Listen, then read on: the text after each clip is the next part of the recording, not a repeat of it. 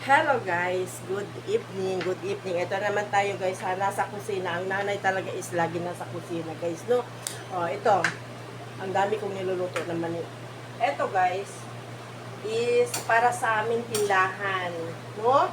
Itong manina, napakarami para sa aming tindahan ito guys, no? Um, Ganon, syempre, kailangan talaga hanap buhay muna. Tapos guys, while nagluluto ako ng mani, ito oh. Oh, dyan. Oh, tinutuhog-tuhog ko yung isaw. Kasi para doon din yan sa tindahan namin kasi pampulutan ng mga tao doon.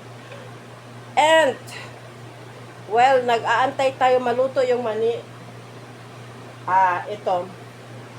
Nag-prepare ako ng ipiprito ko ito. Tapos, ilagyan ko ng sauce or yung sauce ng sweet and sour sauce. O, yun. Pwede na hapunan namin ito. At saka ito, reveal ko lang.